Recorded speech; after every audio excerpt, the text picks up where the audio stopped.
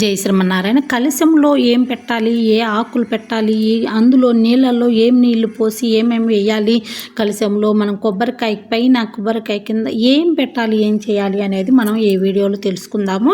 ఎక్కడ క్లిక్ చేయకుండా జాగ్రత్తగా చూడండి. ప్లీజ్ నా ఛానల్ సబ్స్క్రైబ్ చేయండి, షేర్ చేయండి, కామెంట్స్ పెట్టండి. కొత్త వారు ఎవరైనా ఉంటే బెల్ ఐకాన్ నొక్కారంటే వెంటనే మీకు నోటిఫికేషన్ అనేది వస్తుంది. శ్రావణ మాసం చాలా బాగా చేసుకోవాలని ఆతృతగా అందరికీ ఉంది కదా. అయితే నాకు కామెంట్స్ పెట్టండి, ఇంకా మంచి మంచి వీడియోస్ నేను చేస్తాను. మనము జాకెట్ ముక్క పెట్టే ప్లేస్లో అక్కడ పువ్వులు పెట్టాం. పువ్వులతోటి మనం అలాగా అల్లుకొని పెట్టుకున్నట్టయితే అమ్మవారి కొప్పులో పువ్వులు పెట్టినట్టుగా మనం భావించాలి. కొబ్బరికాయను మన తలకాయలాగా కింద బాడీలాగా మనం కలశాన్ని అన్నీ ఉంటాయి కదా, అన్ని జలాలు మన బాడీలో ఉంటాయి అని చెప్పేసి పెద్దలు చెప్తూ ఉంటారండి. అందువలన మనం కలశము అలాగా పెట్టుకుంటాం అనమాట. ఆ కలశంలో ఏమేమి వేయాలి, మనం పంచలోహాలని ఉంటాయి అనమాట. మీరు 5 రూపాయల కాయిన్ తీసుకున్నారంటే ఇత్తడి వస్తుంది. మనం వైర్లో ఒక చిన్న ముక్క తీసుకున్నారంటే రాగి వస్తుంది. అదేవిధంగా ముత్యము పగడము ఉంటాయి కదా, అవి కూడా వేసుకోవచ్చు. లేదు మీరు ఇప్పుడు చెవి పోగు కానీ, లేదంటే మీరు ఉంగరం కానీ అలాంటిది ఏదైనా మీరు బంగారంది ఏదైనా ఒక వస్తువు అక్కడ మనం కలశంలో వేసుకొని గంగాజలంలో కొంచెం అక్షంతలు, పువ్వులు, పసుపు, కుంకుమ ఇవన్నీ కూడా వేసి కలశం పెట్టుకోవాలి.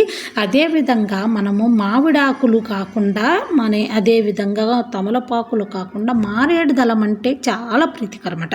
మారేడు దళం వేసి అందులో మనం శ్రీం అనే అక్షరాన్ని వ్రాసి, బీజాక్షరం కదా అది, వ్రాసి ఇలా కలశం పెట్టుకున్నట్టయితే మనకి సంవత్సరం చూడండి ఇలా పూజ చేసి చూడండి, మీకు ఎంత ధనం కలిసి వస్తుందో. అమ్మవారికి చాలా ఇష్టమైన ఏంటి అంటే పసుపు కుంకుమతో పాటు మారేడు దళమన్నా, పువ్వులన్నా కూడా, గాజులన్నా కూడా ఇష్టమట. మనం వీటితో ఏదైనా ఎలాగైనా అలంకరణ అనేది చేసుకున్నట్టయితే చాలా ఇష్టమట.